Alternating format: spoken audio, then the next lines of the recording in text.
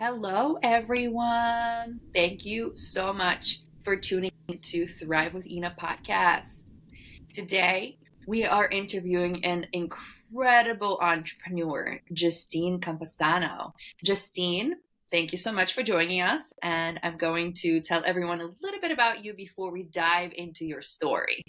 Justine is the owner of an incredible event company that I had the opportunity to work with a couple of weeks ago, which was very fun. We'll tell you all about that.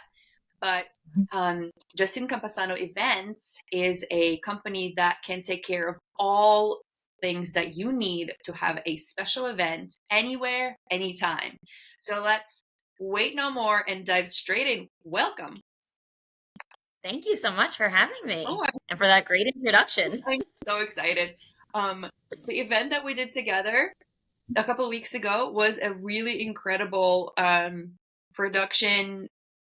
Everything was so great. I mean, just to give you guys a little bit of a background, it was a runway show that was a part of a fundraising effort, a fundraising event to, raise the funds and spread the awareness for a really great cancer fund that's been locally ran on Long Island for many years. And part of that fundraiser, we had a really fun runway show that I have not personally done in many years. I haven't been on a runway in many years. And it was so fun to relive that memory and, have that fun, and organization was amazing and everybody was so enthusiastic. So tell us how you started in the industry and what did you do to get to the point where I met you a month ago and got involved in this amazing opportunity.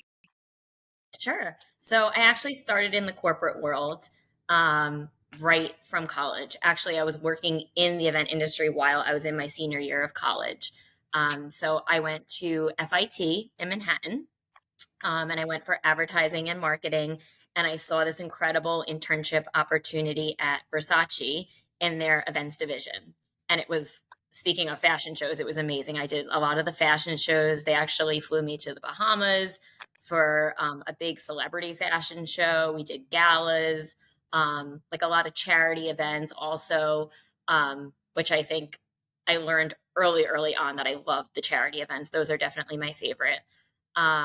And so I worked at Versace in their events industry for a while. And then I moved back to Long Island and I had another corporate job doing corporate events all over the world. And it was a very structured corporate event job where we did a lot of conferences and trade shows and galas of that sort. And I think that's where my organization really came in and peaked at that job. And after I had my kid in 2021, I left that because of the travel. And I decided, you know what? It's time to start my own company and be my own boss and have the flexibility as a mom to run my own business and do what I love and have that creative freedom. So I did. And I just kind of took the leap of faith last year. My husband really supported me in it.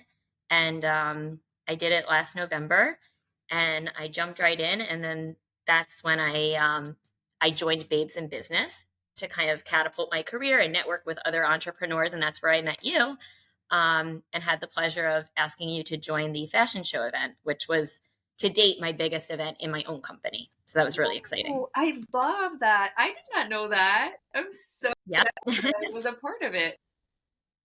Yes, that was, I mean, I've done several now within my own company in the last year. Actually, it hasn't even been a year yet, but that was definitely by far the biggest. That's incredible. Oh, that makes Yeah. me feel so cool. Yeah, I love that. Um, that is such a great story. So you've had some corporate background, you've had some corporate training, and then, Yeah. life grew and your family grew, which is so exciting. And then becoming an entrepreneur while navigating parenting is a challenge. And Yes. how are you doing it? It's a challenge, but it's also a blessing, I think. It's so nice being able to love what you do so much and having that flexibility is so key being a mom. Like I don't know if I couldn't go back to a 9 to 5 corporate job as a mom because being in the corporate world, there's a level of commitment and work, but there's not that like passion behind it because it's not your own, you know? So to have to leave my son to go to that, I don't think I could do it.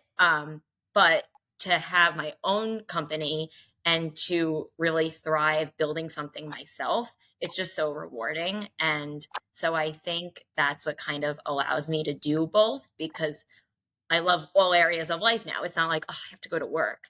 It's something really exciting that I'm building forever. So I think that's great. Yeah, and that's such a good point that you don't have to wake up and feel that way and say, "Ugh, I gotta go to work," because Mhm.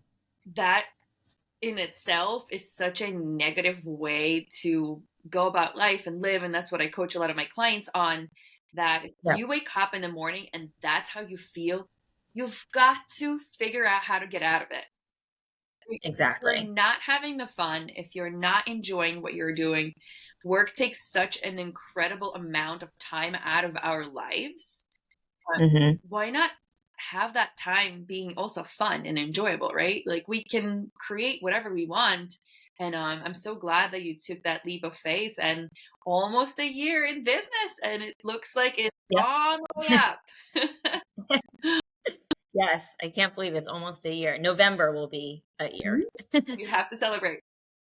Yes, Yeah, tell for us a sure. little bit about what are some key takeaways from your corporate career that you took into your entrepreneurial journey?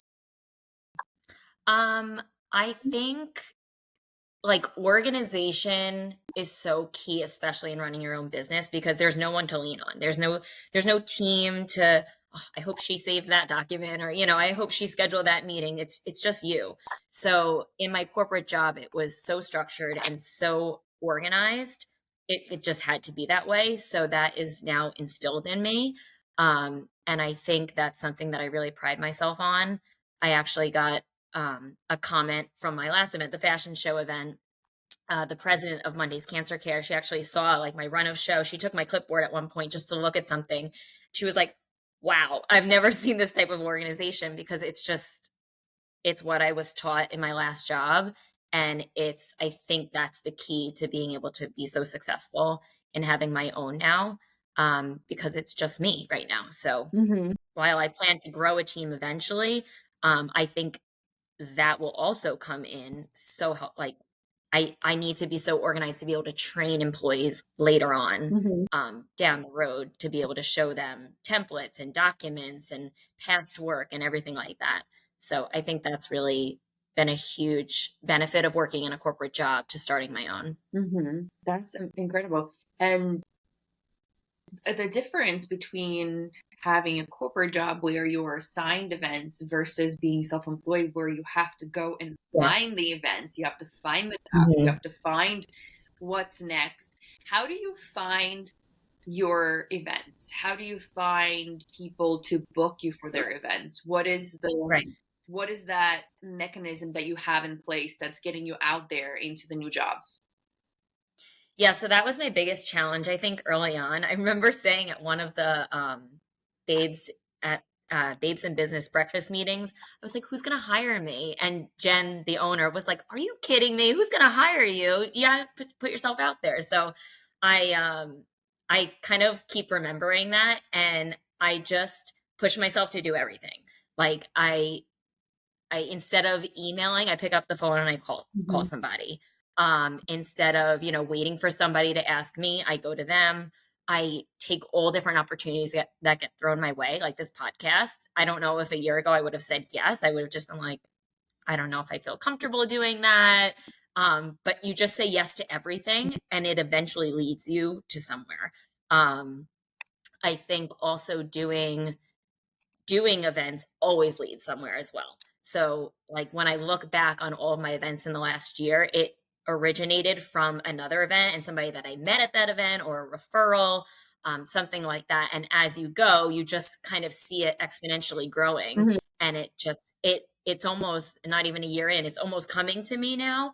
I still have to put a ton of work and still, chase after it, but I think that just constantly saying yes and putting myself out there is what's really helping me secure jobs. Yeah, no, that's amazing. And you have to, as an entrepreneur, um, you have to be able to go Yep. out there and get out of your comfort zone and get those Mhm. jobs and get those referrals. And word of mouth and positive referrals are really where it's at in a lot of entrepreneurial journeys. Y- Definitely. You have to take the opportunities and you have to knock on so many doors and receive those yeses out of all the no's. And when Yep. you get those yeses, those are the ones that are meant to be. Yes. Yeah. Definitely. Tell us a bit about your upcoming events. So I have a wellness retreat actually in September. Um, that's going to be fantastic. It's like a group of 20 women.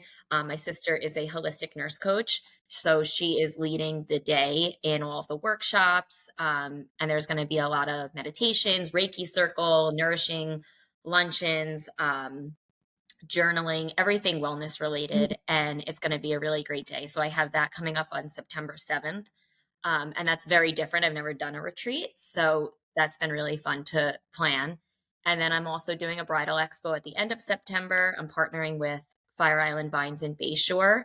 And instead of like your traditional expo where there's hundreds of vendors and you're just kind of running around to different booths and collecting information, it's going to be more of an intimate, interactive expo. Ooh. So like there will only be one photographer, only one DJ, only one florist. We're making it very intimate and everyone's going to be showing their work. So instead of just sitting there with pamphlets or brochures, they'll actually be doing the work and people can actually see it being done. So that's really exciting. And that's September 29th. Such an innovative. You're literally disrupting the bridal industry with that event. I feel like. Yeah, I want people to like, I don't know, I've been to bridal expos and while they are great in their own ways, I just feel like you rush through it because there's so much to see and it's a little overwhelming as a bride. You could go in there and leave feeling more confused. Mhm. So I want people to come in and actually have like natural organic conversations with these vendors and get to know them. um, I have like a travel agency coming and she has someone from Sandals going to be there and she's going to show all the different Sandals resorts and give them photos from places and talk to them because she's been to all of them. So things like that that are just a little bit more meaningful. Yeah. And I think that will be really And great. that's very much more personal. I see this big trend in across the board in big corporate world and in small business that a lot of people are going away from volume and are going into a smaller size, smaller room engagements. A lot of companies are now Right. throwing intimate dinners for their core clients or core groups of Mhm. interested clients. So I see a trend here, but as far as bridal industry, you're really disrupting the industry. I am so excited Mhm. to see how it's going to look. And I mean, that's such a unique way to create an event. How do you draw your where do you get your inspiration? Like where does your inspiration come from? Every event has to be inspired by something, Right. right? And as far as human brain goes, we have infinite amount of ideas always, but how do you get Mhm. inspired to create those special events? I think I love events so much, obviously. That's why I'm an event planner. But, like, I don't do it just for a job. Like, I literally love going to events myself. Even if I'm not planning it, I just love going to events. So, um, and I just love the interactive component of events. And I love when you can walk away with something more like it lasts in your memory. Like I don't want someone to just go to an event and then, they just walk away and that's it. So I always try to think of unique ways to get people to hold on to those memories and how to make it unique and like something that they're talking about after. Mhm. Like with that fashion show event, so many people there were like, I've never been to anything like this because there was so much going on. The charity component obviously was so important and so meaningful. And then at the same time, we were supporting local businesses. And at the same time, we were showing different fashion walking down, and it was fun with music and drinks. It was just, it's, I think about events that I want to go to, and then I just execute it because if I want to do it and I have such a passion for events, I know there's an audience out there. So I Yeah. think that's where it comes from. And that's such an amazing way to create something. Is I can absolutely relate. Everything that I want to see in the world, I eventually make a business out of, because if it's not out there, I'm just gonna make it. Yeah. Yeah, exactly. Yeah, and I love That's that. That's so relatable.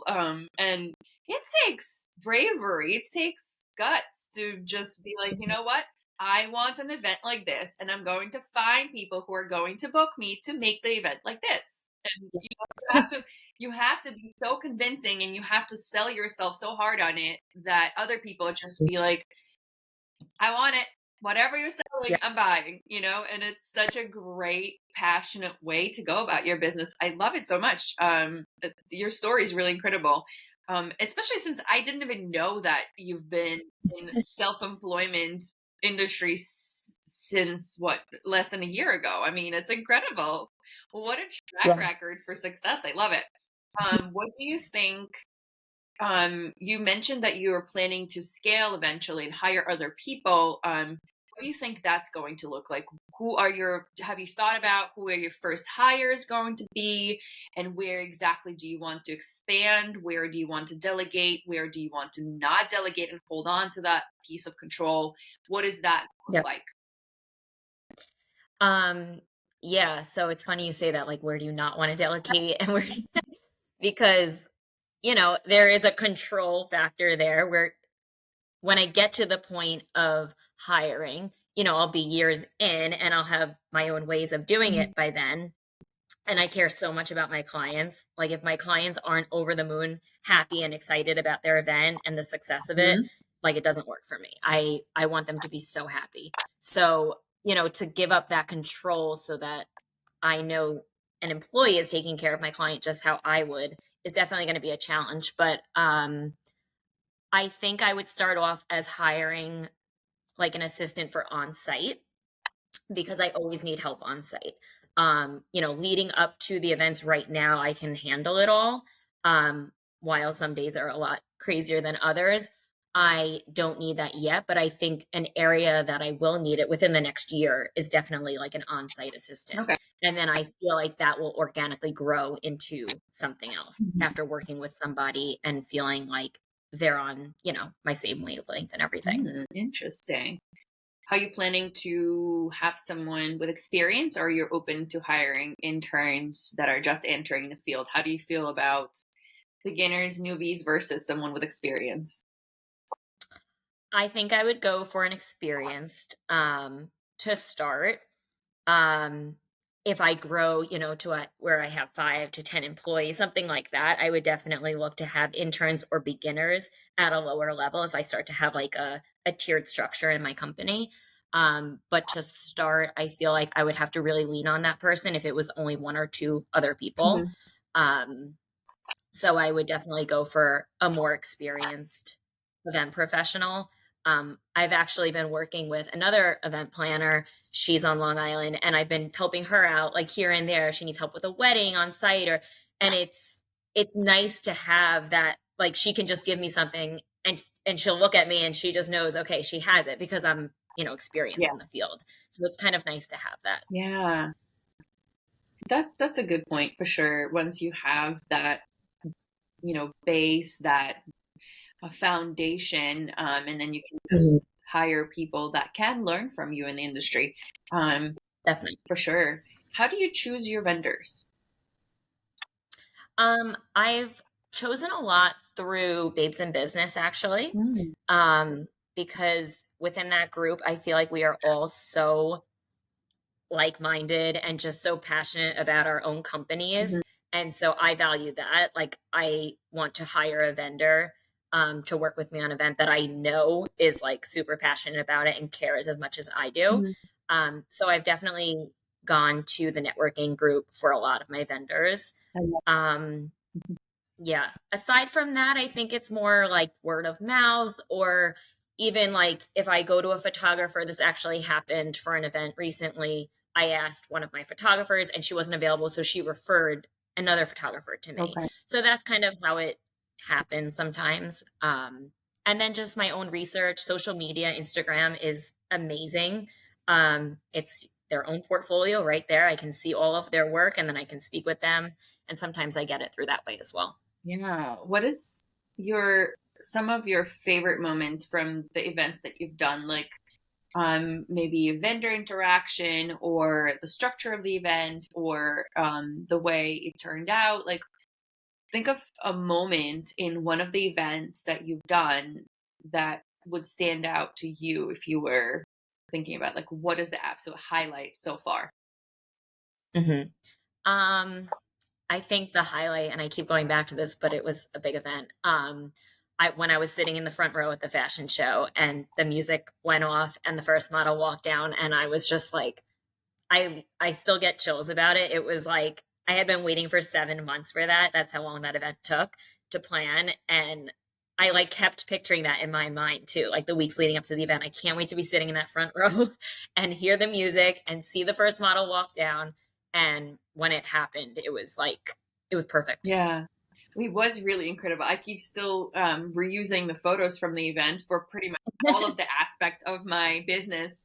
Every coaching that Good. I put out, I'm like, "Ooh, I have more photos." It was so great. Photographers were great, videographers were great, and the DJ was incredible. We love him. Yep. Um, Yep. we love Ivan, and yeah, no, it was such a great community that came together to, Mm. for a great cause. It was awesome. Yeah. Yeah. I think another highlight, which happened like 2 weeks ago, it wasn't at an event itself, but it was at a post event recap. And it was, we did a big post event recap with myself and all of the main players of the fashion show event, the team at Monday's Cancer Care, and I presented the check to them that they got after the event. So we raised more than what was in the plan, Mhm. and I was just so excited to give it to them, and it was by far one of the highlights. Yeah. Yeah. It's something about small business owners, the way Hmm. we start out and the way we carry that beginning point of wanting to make a difference, wanting to make an impact into our future businesses in the future. It shows. I think it Hmm. shows so much. The causes that we care for are so important and so special. And everybody that I coach and everybody that I speak to and everybody that I work with have some kind of passion that they are determined to help, and you made such a big impact for cancer patients all around, and that's got to feel good. Yes, it did. I love it. I love it. Tell us a little bit about the challenges of the industry, like the challenges of the industry itself and being an entrepreneur and self-employed in the event space. What are some of the biggest challenges that you've had to overcome? Um, I think some challenges with like that bridal expo I was telling you about, like when it comes to marketing the event and the owner of the venue is kind of relying on me to get people there. So it's like I have that weight and that pressure to like get people to an event, and that's always with like ticketed events, that's always I think a challenge. So far with all of my ticketed events, I've had 3 to date and they've all sold out, which is incredible. Yeah. And I'm sure this one will be the same. It's just that fear going into it that I have, like, someone relying on me to get those people in the door. Mhm. So it's using different marketing channels and social media and just reaching out to people. So that's always a challenge with the ticketed events. I run into a lot. Um, but when I overcome it, it's always like such a rewarding thing. Um, and then Yeah, once again, you prove yourself to just be able to do whatever it is that you want to do. You look yeah, at them and yeah. you're like, oh man, I had a challenge and now I don't have a challenge anymore. I just did it. I did it again. Right.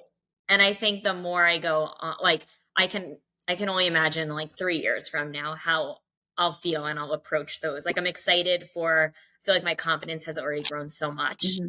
in the time that I've been doing this. Um that it's becoming easier and easier. So I'm just excited to see where it goes. I love that.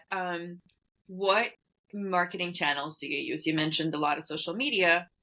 Is it Mhm. Instagram? Is it Facebook? Is it Facebook groups? Is it paid promotions? Like, what is your go-to? Yeah, so I try to stay away from the paid promotions unless I have to get there.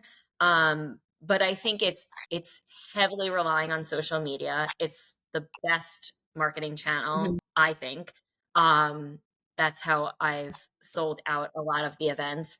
It's also just like having those organic conversations with people. Like anyone I'm talking to, just mentioning the event or going, I've done like in Bayshore, I would go to every business and give them flyers and have them put it up on their windows, or have them put it like in the fashion show event. They were giving flyers in the shopping bags at all the boutiques that participated in the event. Mhm. So it's just kind of getting creative. I create all of my own flyers, social media posts. Um, I also work on Eventbrite, which is the ticketed portal to sell tickets to events. So there's also an advertising component in Eventbrite that they give to you. So also using that, it's just kind of using it all Yeah. and putting it all together. Do you utilize Facebook groups at all? I do use Facebook groups here and there. I've found a lot more success on Instagram actually, but I think it depends on the event. Yeah. Like So for the bridal thing, for the bridal event, yeah, a lot of bridal Facebook groups may be helpful. definitely. I am a bride, Yep. and I definitely signed on for one too many bridal event pages on Facebook, and they are wild. The things that go down in that Facebook space. I think if you find the ones that actually allow you to advertise, I think it could be Right. definitely helpful for sure. Yeah. Yeah, I think when it's a very specific niche event, like brides or, for moms, like if it's a very Uh-huh. specific targeted demographic for the event, I think Facebook groups work out very well. For sure. Yeah. Tell us a little bit about your grand plan. Are you planning on staying local with the events in Long Island, or are you open to events outside? Do you want to stay within the state? Do you want to be outside of the state? Like, what is the plan here? So the 10-year plan, because I have one, I love the 10-year plan, you have to have all one. my clients, Um, all of my coaching clients need to listen to this right now. the 10-year plan is I would love my own office space. Um, and I have big plans for that office space. I don't want it to just be like an office with a desk where clients can come in and I can meet with them. I want it to be so much more than that. And I want it to almost double as an event space. Mhm. So I would love to have I envision like a back room where my desk is and I can work, but then the front facing room is where I can host local events and charity events Mhm. and I can bring people in. I can just bring members of the community in or potential clients and they can actually see me and the work that I do. Instead of just hearing about it and seeing photos, they can actually come to my events and they can, personally experience it. So that's my plan as far as an office space goes. I would love to keep that local because I am a mom, so it just makes sense. But as far as the events, I would love to do destination events. That's definitely in my future. Um, I don't know when, whether it's 5 years, 10 years, but I would love to start taking on destination events as I well. love that. I'm so glad I asked. I mean, this is giving me the vibes of that. You remember that movie from back in the day, Jennifer Lopez with Matthew McConaughey? I think it was like The wedding planner? Planner or something. You remember the office they had for that company? That's giving me that office vibes. I would love that. I would love that for you. I mean, we I cannot wait to see what happens, and I cannot wait to see how you're going to grow the company. It's incredible. I love interviewing entrepreneurs that have such a big passion, such a big plan, and are really unapologetic about growing it, and nothing's really stopping them. You have a baby, and you're like, I'm doing this. I don't care. Yep. It's really incredible and inspiring. And I hope everybody who is listening is super inspired by your story. Tell us a little bit about, did you have that fear that a lot of people experience when they pivot from corporate security to being Hmm. self-employed? You said that your husband really supported you through the transition, but what were some of the emotions that you were going through in the moment? Oh yeah, I had a lot of fear going in. um, because it kind of came out of nowhere. Like this wasn't always my plan. It just happened as life happened. So when I did it, I was like, I didn't tell anybody about it for months because, there's always that fear of, is it going to happen? Is it not going to happen? So I kind of kept it to myself and just worked on it every day. Um, and I think my fear was that I couldn't handle it all. I couldn't do it all. I couldn't grow it. But I'm proving that I can. And I think my biggest fear with starting the company was that I didn't know exactly how many hats I was going to be wearing. Coming from a corporate job, it's so structured. They do all of the back end work for you. They have their own website, they have their own social media, they do all the tax work and the insurance and the bank, Mhm. everything. And I was like, wow, I need to take all of that on as well. So it's been really amazing. I've learned so much and I've come to love that part of it. But it's almost like a second business it's a second job within my business. So I think that was a big challenge and a fear for me when I was starting out. I Mhm. was like, oh my God, I don't know how to do any of this. And luckily I had a lot of help, and my husband is also an entrepreneur. So he already had gone through it all. So he really helped with that. And I've learned a lot and I've come to really like that part of it. And I think the more you know and the more you learn as an entrepreneur, the more successful you're going to be. Mhm. And the more you care about it because you've put so much and invested so much into it. So I think the fears kind of became good in the Yeah, end. no, it always is good. It's such a deep emotion that we all experience from time to time and we live with. It's just, how do you use the fear? Do you let it stop you in your tracks, or do you use that fear as your fuel to go forward? Mhm. Um, Yep. yeah, and you did. You used it as a fuel, and I love that for you. Um, Having an entrepreneur mentor in your relationship, do you think that helped you in ways that you maybe didn't expect it to help, or is it something that you've always relied on, or is it something that was like, whoa, I mean, the wealth of information that each entrepreneur has in them, only if you ask, is incredible. Yeah.